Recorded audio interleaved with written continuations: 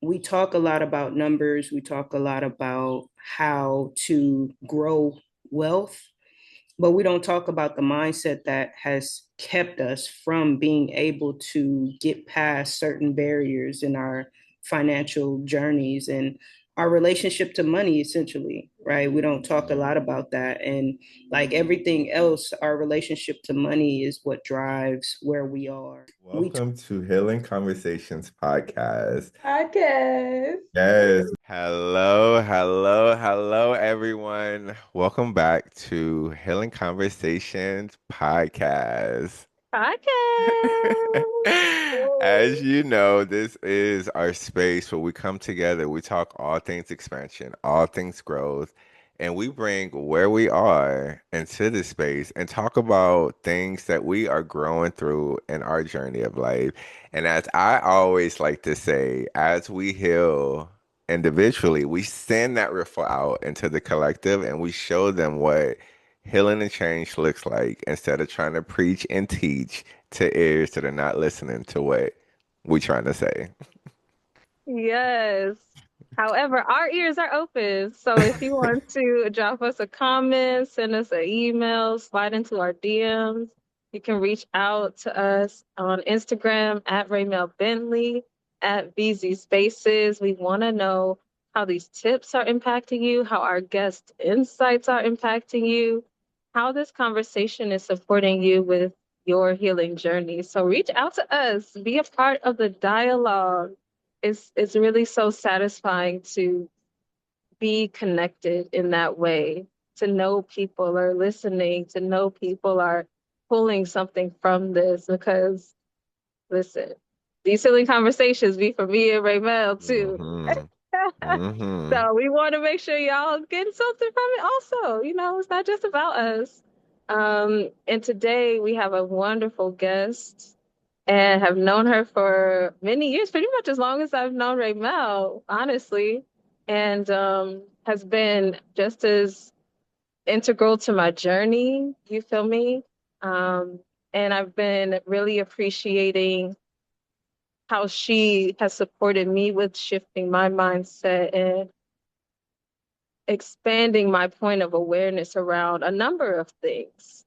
But she's in the money, budgeting, financial Hmm. literacy space, but her conversation and her insights expand much beyond that. So today we have Jessica McConico of the Woot, Black woot. Money. Woot, woot. Black Money Matters Act Like a Brand, and also my financial coach. And I really appreciate her. So, you want to go ahead and introduce yourself? Yes, yes. Thank you guys for having me. This is gonna be fun. I already know because we've done this plenty times before. But yeah, my name is Jessica McConico. I also go by Jay, and also Jay Got Soul if you're listening to my podcast. And I am a financial coach. I am a licensed insurance agent.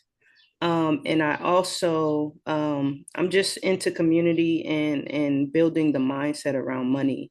And so, I think we talk a lot about numbers, we talk a lot about how to grow wealth, but we don't talk about the mindset that has kept us from being able to get past certain barriers in our financial journeys and our relationship to money, essentially, right? We don't talk a lot about that. And like everything else, our relationship to money is what drives where we are, where we've been. And so understanding the mindset, understanding where the mindset is rooted, in my work, I think that's the importance of helping my team, I like to call them my team, not clients, to build and grow. So yeah, I'm here to have this conversation, talk about expansion, talk about abundance, because Hmm. we're abundant and we have to start believing that. I'm so excited for this. And I love that you focus on mindset because a lot of times we separate money and mindset and we think we got to focus on one or the other, unaware that it's really a dual package. And I know for me growing up in poverty and seeing not much, that was the mindset that I developed. Not much, Mhm. barely making enough, barely having enough, barely doing enough because I didn't have a mindset of expansion or growth. And I didn't know what I didn't know. So as I've been on this journey, that's been my story. Not having much, working hard, doing all the hustling, all the grinding, but still barely making enough and not having much. And I didn't realize until I started my journey of like the self-development healing, which led to like these awareness and expanding and growing, that I had a lot of limiting beliefs that came from my childhood experiences. And I didn't realize how much that imprinted my way of thinking, especially when it came around money. I would see so many people who had all the things and felt like their life was just so lavish and like just amazing. And I'm like, well, what's wrong with me? Like, why is it that they can get it so easy and do it so effortlessly, but I feel like I'm struggling and working hard, trying to get just barely enough, not having much. And it wasn't until I started to do a lot of the paradigm shifting that I started to become aware of those limiting beliefs and started to do the work.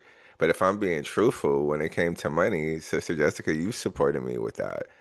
Your budget sheet, us meeting, you really taking time to break it down. And I think what was really gold to me about our time of like of you supporting me was the safe space. Because a lot of times we hold a lot of shame and self-judgment when it comes to money about what we don't have and what we don't know. And a lot of times we don't know how to articulate I don't know because we don't want, I know for me, I can speak. I didn't want to feel stupid. Growing up, I was always called stupid. So anything that I did that would make that be something that would be an outcome, I avoided it. So I just act like I knew when I didn't know. And you having that safe space gave me the ability to speak unspoken words and to bring that shame to the light. And now I could feel safe to even take some form of action. Mhm. And then it made a lot of the other things make sense, but it was my mindset that was really blocking me from having more than enough, from like expanding from not much to a lot more. So I'm so excited to have you really speak on just that mindset and the money because a lot of people, they're stuck in this thought that isn't a real thing.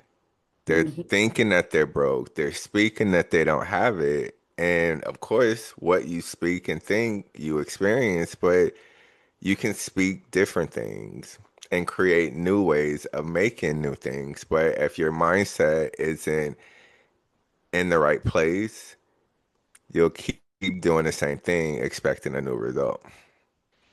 Yeah, and I want to expand on that word shame. We were actually having a conversation about that last night, um, and understanding that the shame comes from somewhere, right? There's always a root to where the shame comes from. And if we're able to get to a point where we can say, hey, is this shame something that I feel, or is it something that I'm responding to in my environment? Then you can somehow detach it from you, right? But we're so attached to the shame, especially when we talk about our stories, that we connect all of it as if this is a part of me.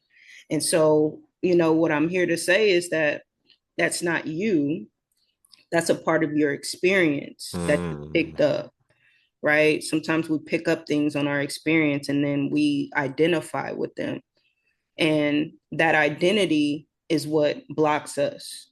But if we could separate ourselves from those beliefs and that identity, then we'll find like, oh, okay, I can see the other side of this. I only feel shame because I feel like I don't have enough. Why don't I have enough? Because my mindset tells me, well, what I've seen has been limited. mm, Okay. Well, now we have to expand our mind because we want to experience more than what our mind's already seen. If we keep repeating that, we're stuck in a cycle. And so, just really getting to the root of the shame is what allows people to start to open up and do the work. Mm-hmm. but when you're stuck in the shame, you don't even want to look at the numbers. Because in my mind, I'm already shameful. It Mm-hmm. might not even be as bad as I think, but in my mind, I'm already shameful. So I'm not going to be able to get to the work. And that's why I think it's important to get to the mindset, because a lot of people are blocked from doing the work of actually learning how to manage their personal finances because they're stuck in their mind, Mm-hmm. you know? And so we definitely want to expand outside of that. Yeah, I love that. I love that we're navigating it through this path of addressing the shame because, as Mel said, you do hold such a beautiful space for your clients, for your team. And this is something that is much needed in the African American Black community, the diaspora. Um, and I feel that it came from being enslaved, because we literally were made to not have anything and not have any real paths for getting anything. So once the liberation happened and there's freedom, it's like just hold on to whatever you can at Mm-hmm. this point. It's not really, there's no real expansion mindset. And if you do have that desire to want more, and I've noticed this from myself, when I did have the desire to want more, I did have that little voice that's like, you don't need all that. Or you're not responsible enough for that. You're not gonna be able to whatever the little voices are saying. And it felt shameful to want more, almost. Mm-hmm. Which is crazy, like when I think about it now, because I've done so much work and we've had so many wonderful conversations over these years. But feeling shameful around wanting more because you should just be grateful for what you have, where you are. And people had it so much rougher back in the days, blah, blah, blah, blah, blah. And having, like you said, having to be aware that those voices are not me. That is not my higher self. That is not the divine creator of infinite possibilities that came into life as me, because infinite possibilities means infinite Mm-hmm. possibilities. We are directly sourced by all creation.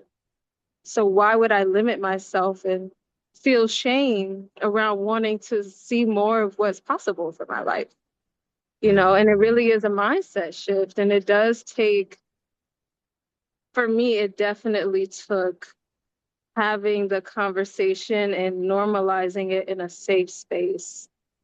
Because as a young person, I did get financial talks.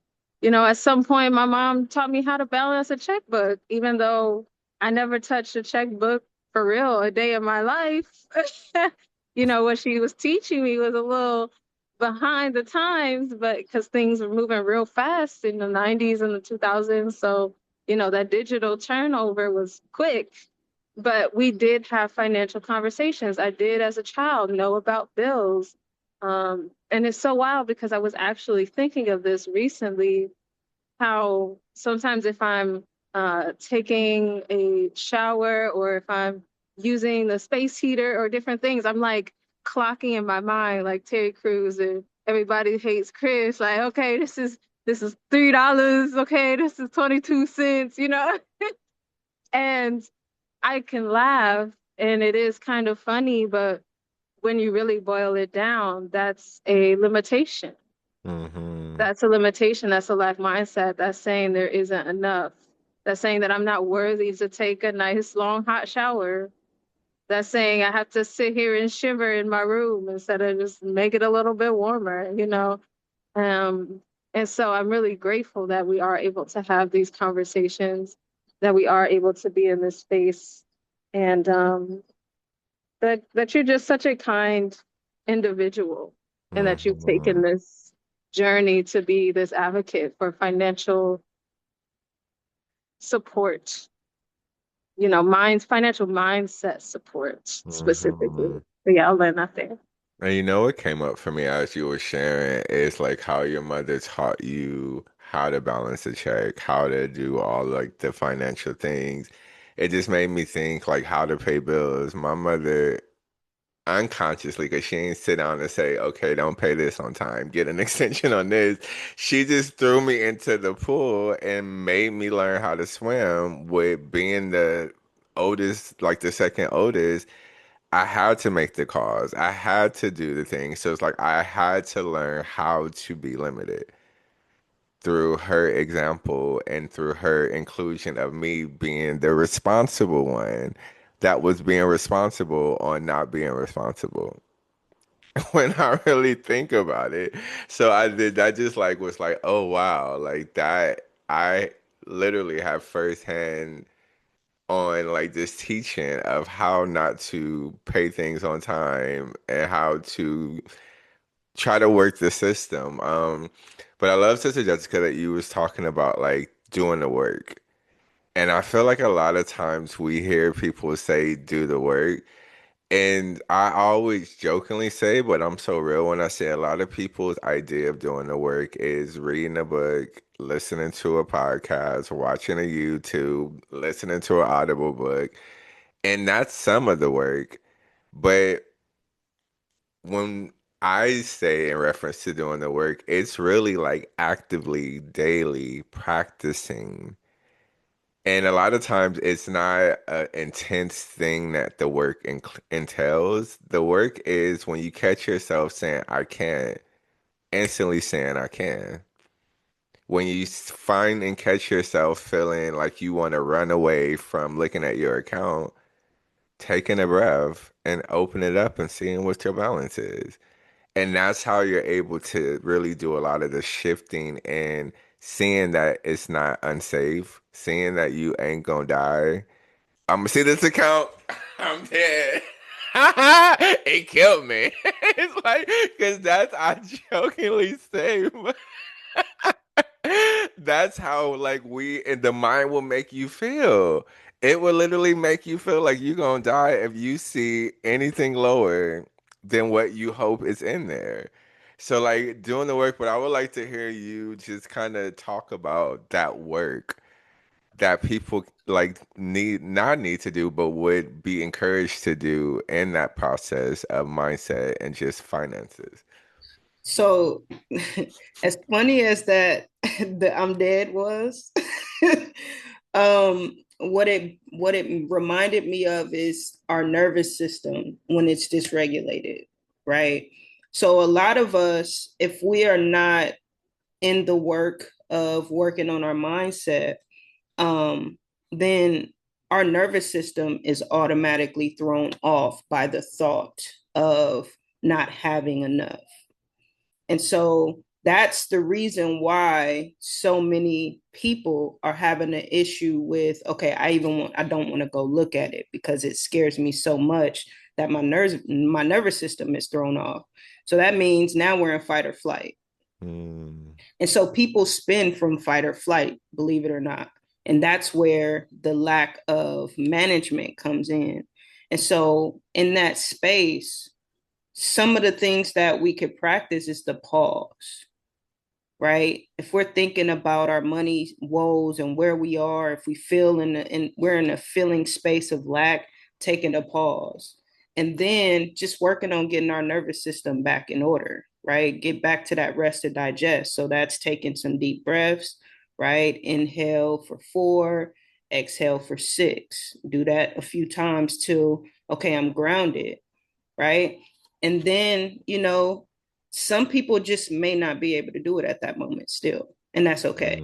mm-hmm. But just being able to practice getting the nervous system back online, I think that's the real work. And that's the reason why the safe spaces are important, because people, they do not operate well when the nervous system is off. I don't operate well when my nervous system is off. So I know, I can only imagine how many of us are walking around just out of whack trying to manage our finances. And going Mm-hmm. back to your story, right? You were taught how to extend a payment rather than pay a payment, right? Mm-hmm. And so that means your mindset was programmed to, let's put this off. Let's put this off. But the reminder for you is that's not your thought. That was a thought given to you. Mm-hmm. You know what I'm saying? And so now it's time for you to create or recreate your own thoughts about your money so that you can shift out of what you were taught. Because our Mm-hmm. stories is what leads us sometimes. That story of how I got this experience, the experiences with my parents, and this is how I'm living my life because that's how I seen them. I had no other example, right? And so the work for us in this space is, okay, is this me guiding my financial future, or is this my past and what my parents taught me guiding Mm-hmm. my financial future? And that was something that I had to come to terms with because I learned so much from my mom, both good and bad, right? She knew how to save money, but she knew how to hold off on a bill too, right? So Mm-hmm. she's not gonna pay that bill, but she got a stack over here. What's the purpose of hoarding money when we're supposed to be abundant and money is supposed to flow? So if it goes out, it comes back in, Mm-hmm. you know? And I remind people sometimes that you signed that contract to make that payment for that item or that service. You can also cut it off if it's not serving you right now. Mm-hmm. But that relationship, if you're going to keep pushing it off, it says that that's how your money is going to react, right? If I'm not willing to give up this money that I've already signed a contract to say, hey, I'm going to pay for this service, then your money is going to respond in the same way. And that's where the relationship comes in, you know? So your relationship with your money is a direct reflection of how you operate with it. So Mm-hmm. it takes work to remove the old mindset and to practice the one that you want to lead you towards that abundance lifestyle out of